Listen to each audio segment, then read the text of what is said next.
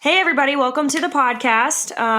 My name is Lucky and I've got my partner here, Papes. Hey.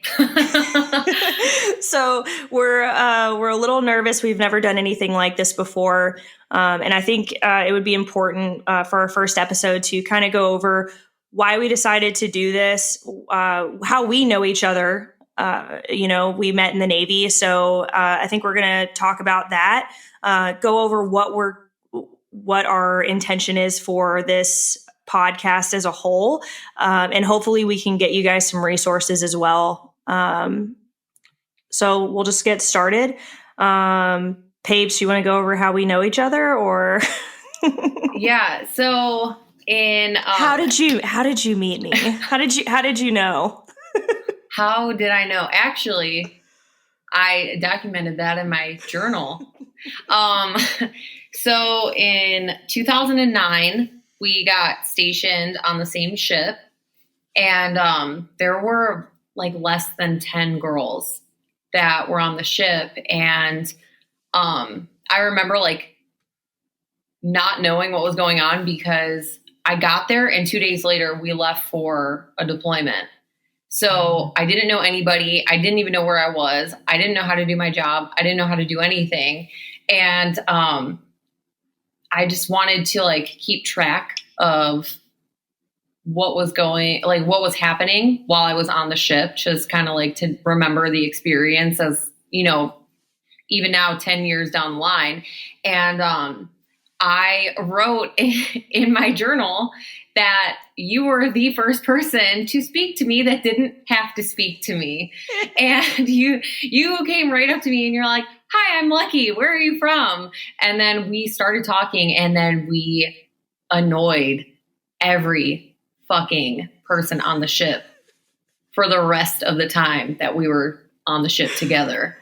Yeah. So it's funny that you brought up that when you came on board, there were about 10 females because, so the reason that, Papes and I have reconnected, is because, we went our separate ways after our first commands. We went to two different commands. I eventually transferred, to a completely different state for my second ship. And, but before that happened, I got orders to this ship, my first ship. And it's funny because when I got there, I was waiting for them to pull in. They were coming back in from some war games, like a pretend deployment, and going through their, to make sure that everything went well, like all of our systems worked correctly. And they pulled up, and I remember I was on the pier, and I looked up and I saw nothing but men, not one female. And I was like, what is going on? And then finally they get the pier all set up. I'm allowed to come on board. I get on board, and a person from my division comes up to me. It's a guy, and he's a second class, and he's like, "Hey, Lucky, it's nice to meet you. I'm going to go ahead and show you where your berthing's going to be." I was like, "Okay, great." So we go down to the bottom of the ship. I've never been on a ship before, so here I am just kind of walking down these ladder wells, and finally we get to this berthing, and we open it up, and I walk in, and there's nobody. And I said, "Where is everyone?" And he was like, "Oh, you didn't know? You're the first female in engineering department." And I was I was shocked because I was looking at racks. Racks are the beds that we sleep on, and where a full berthing would have, made beds with, personal touches of like different decorative pillows or like pictures on, the back of their, the bunk. There was nothing. There were triced up mattresses, essentially mattresses folded in half that signaled that mattress had not yet been taken by someone. And there was a 50-man berthing full of triced up mattresses. It was crazy. So every time a female came on board, I felt like I had to make friends with them because I had spent about a month of not having really anyone. So when Papes came on board, it's weird to say this, but you seemed like the first person that walked on board that would seem like somebody that I would want to hang out with. So that's how we kind of got started. We were super young. We were both, I mean, how old were you when you got to the ship? We were 19, both of us. We were both 19. So, it's pretty crazy to think about, our mindset back then. We had just gotten away from our families. This was essentially the first time we'd ever lived alone, to be able to, have our own curfew and do whatever we want, buy anything we want with the money that we made. And eventually we're going to go into greater detail on the fact that there are many, many sailors and soldiers that come on board, come into their new command as basically babies right out of high school who have no real life experience. And that plays a huge role in why I think we end up in the situations that we end up in. So we're definitely going to be talking about that. Another couple of things that we're going to be talking about, just because we kind of want to, mix it up a little bit. I know that Papes and I have discussed that we don't want to just tell stories. It's one thing to tell stories and get the stories out there. I think that's very important. But if we stop there, we're doing everyone a disservice, right? Like, we need to, on top of speaking up, on top of getting our stories out and being heard, we also need to know what's available to us, because of the things that have happened in our time in service. So we're definitely going to be touching on organizations that provide different things for veterans, female veterans, or just veterans in general, so that if any of those things kind of seem or sound like they would be of interest to you, that you'll be able to move forward in knowing how to contact them. So. Yeah. And if you are somebody who you want to get your story out there, but you're kind of nervous about people finding out, or if you're still in the military right now, but you want to kind of build awareness on certain situations that are going on, you can email us, you can FaceTime with us, Skype, whatever, and you can be totally anonymous if you want to be. We can tell the story for you if you don't feel comfortable doing it.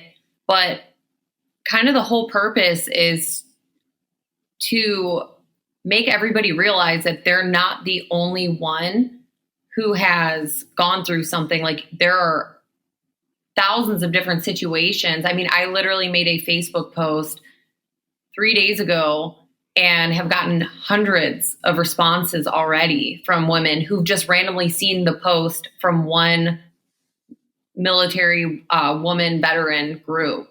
So it's crazy to think like how many more people there are that aren't a part of this group, that don't use social media, that don't they have no idea that we even exist, and they can get the word out too. Like, this is essentially for everybody. Like, it's useful. Like, maybe something didn't happen to you, but it happened to somebody else. And maybe it'll help you in the future if you come into a situation that's similar to that. So you can see the signs and you can recognize things and you know how to handle it differently.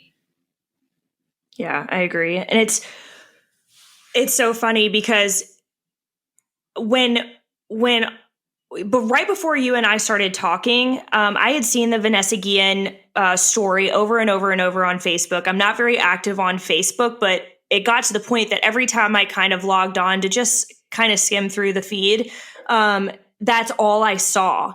And it didn't really hit me until I saw the news article that said that her body had been found and it was dismembered, and that there was evidence that she had been being harassed. And I don't know what happened to me. Keep in mind that my time in service was from 2008 to 2013. So, and when all of the things that happened to me, that we're essentially talking 10 years ago. I have moved multiple different states. I've gone to college for multiple different things. I have grown, and because of that, I have essentially pushed all of these memories to the side. So when I read that news article, I the only way that I know how to explain it is that I remembered, not that I necessarily forgot, I just didn't realize the extent of the atrocities that happen to women, and how bad they can get. That was a prime example of what not speaking up or speaking up to the wrong people who don't protect you can lead to. And I lost it, and I posted on my Facebook, and it was a pretty long post, and that was the first time that, I mean, I don't know, I have like 1,000 something followers on Facebook or friends. I would say 90% of those people had no idea what I had gone through. And then the other 10% of the people who did know what I had gone through did not know the extent of which those things happened. So it's just very, very important that we all talk about this. I know it's uncomfortable. I know, Papes and I are not professional podcasters, but we not at all. we definitely want to do this right, and we want to be able to provide a really, really great platform for people to speak their truth.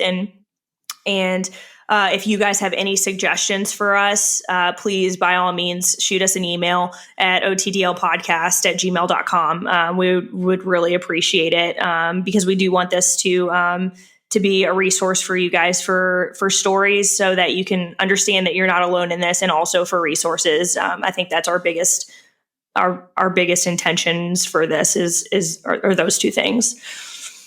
Yeah. And I think too, the biggest thing for me at that point, like with reading the Vanessa Guillen story, was she was 19, and both of us, when things happened to us on the ship that kind of like molded and shaped and kind of distorted like our thinking of the way the military worked, and the way that maybe we were supposed to be the ones that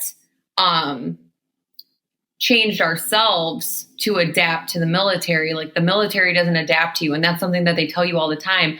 But when I realized that her chain of command failed her, I know my chain of command failed me. My ship failed me, and they failed you. And when it's crazy, because like when we actually go into the different things that happen to us, it's totally different from one another. Like, there are no similarities other than both of us were 19-year-old females on the ship, and we had to deal with shit shows in like two totally different ways. We got completely taken advantage of.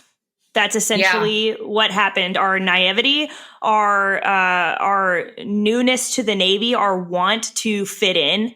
I would be lying if I said that, I had a sense of, okay, I need to do what I can to fit in with these guys.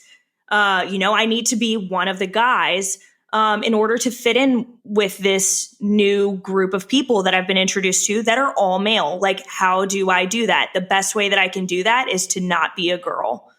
Just don't think like a girl.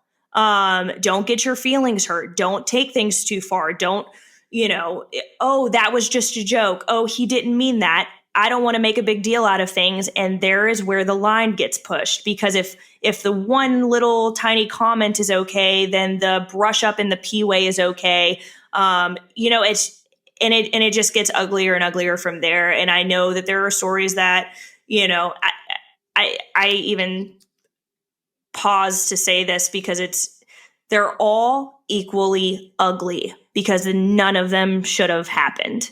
There are women who are dealing with these memories from their Navy or Marine Corps, Air Force, Army time, that are dealing with it in different ways than I am. And, I also want to talk about, that just reminded me, I also want to talk about how we've dealt with things, or how you guys have dealt with things, to just kind of to get you through what your coping mechanisms are, whether it be unhealthy or healthy. I want to know everything. I want to know what's going on with you guys and with our female veterans, and what's happened since your time, and having to deal with these things. Yeah. And it made it a lot more difficult too, I think, because you're kind of thrown into, I try to go onto the ship thinking that, okay, it's basically going to be like if I were to go away to camp or something when I'm in like middle school.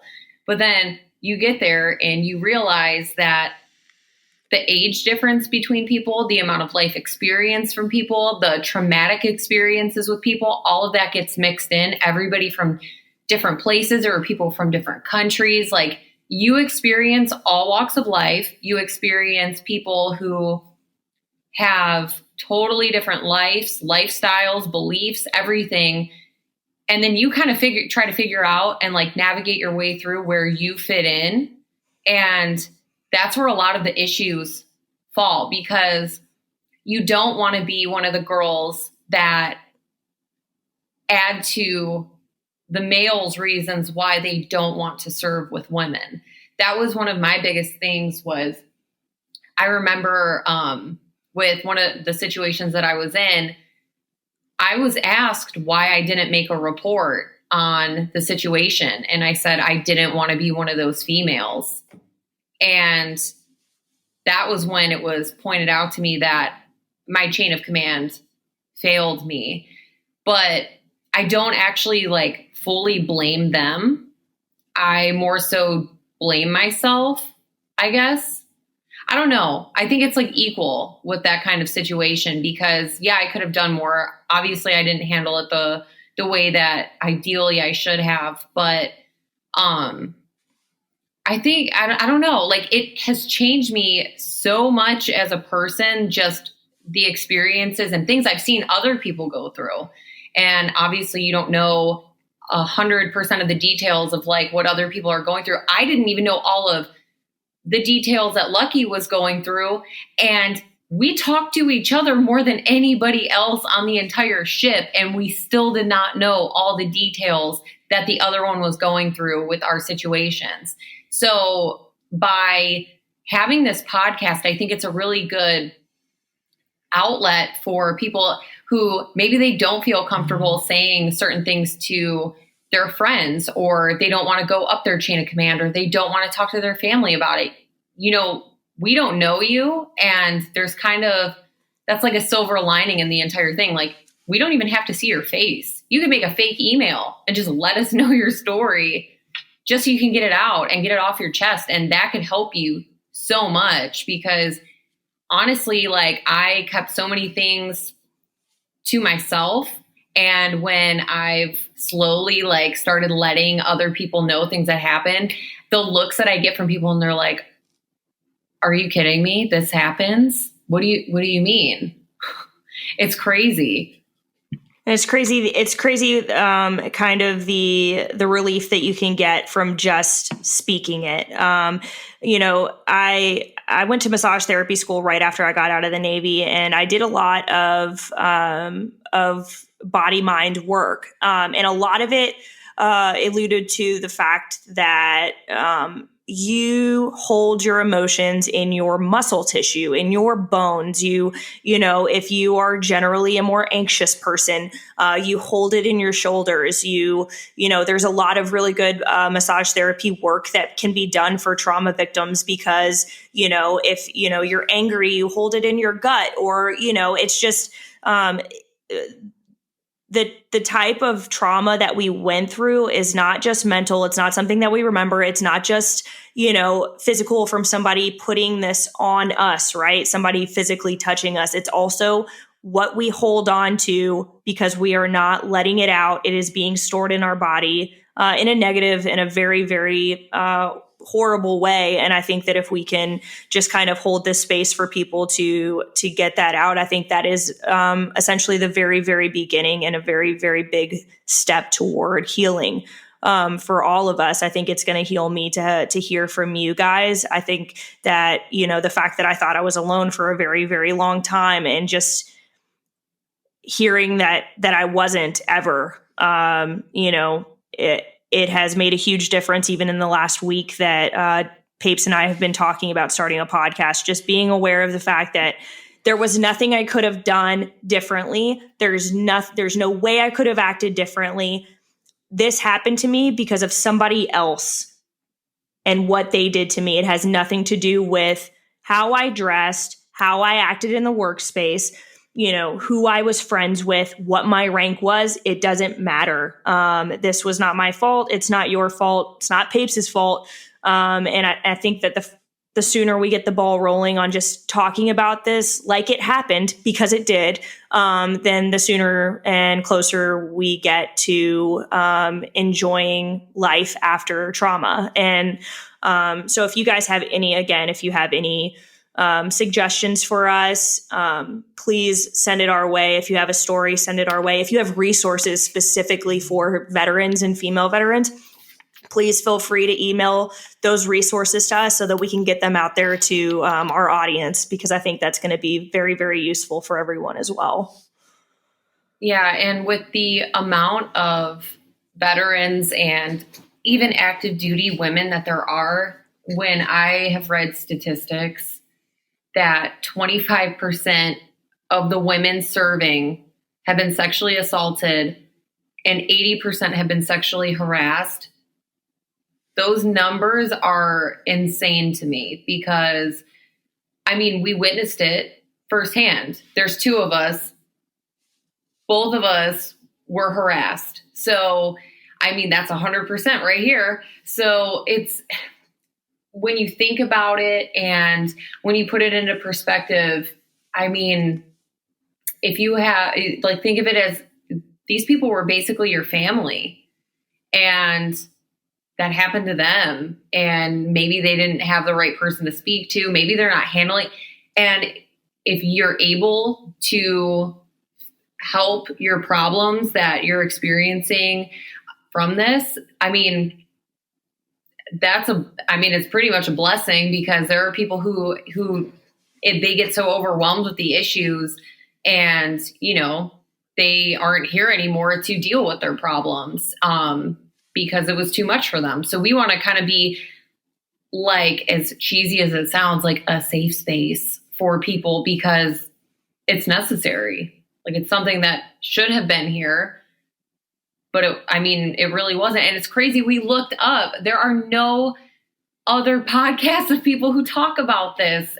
And I don't understand why. Like, there needs to be more awareness. And maybe if you're not even in the military, but you were thinking about it, or everybody knows somebody who was in the military. So that means there is a huge chance that if you know somebody, something's happened to them, and maybe they haven't even opened up and told anybody about it. Yeah, so definitely word of mouth, just getting this podcast out there for any women who even think about that they want to join. I would suggest having them give us a listen so that they understand basically how the military was molded through years and years and years of brushing things under the rug. So I think the more prepared everyone can be, no matter if they've served, if they want to serve, if they, are veterans now, as long as there is an understanding that something is very wrong, it is now our duty to try and change that. I think this is the first step. I really, really appreciate you guys giving us a listen. Again, we're learning, and we're going to do our best to be a voice for you guys that you can listen to, and hopefully this helps you a little bit. And we can't wait to meet all of you guys. I think it's going to be a pretty awesome thing. So I don't know if you wanted to add anything else, Papes. The only other thing that I do want to say is this is not a podcast where we're like, we hate men suck. Like, that is not even the angle that we're trying to go. It's not anything like that. We're not man haters. We're not like, we just want the stories to get out, because there are bad apples in the bunch that kind of ruin shit for everybody. Just, so, and we're not trying to come off as like whiny and stuff like that, because we do feel like everybody's stories count and everybody's stories matter. And we don't want what happened to Vanessa Guillen and any of us to happen to anybody else. So Yeah, I'm really excited because I feel like there are so many stories that we've received already that I cannot wait to get out there. And the more people who find out about us, I feel like this is going to be a really good thing. I think so too. I can't wait to get your guys' stories out there. I can't wait to maybe even begin, discussing what it's going to take to stop this. And that's where our Sisters in Arms active duty are going to come into play, and they have a role to play in all of this. If you are active duty, you need to think of it as, you have an obligation to your past, present, and future members in service that are female, to make the system more ethical than it is, or than it was for us. And any way that we can figure out how to do that, I'm all for it. So, seriously, thank you guys for listening. We can't wait to get our first podcast out, where we host a guest, and we can't wait to tell your stories. So thank you for listening again, and we'll talk to you soon. Thank you.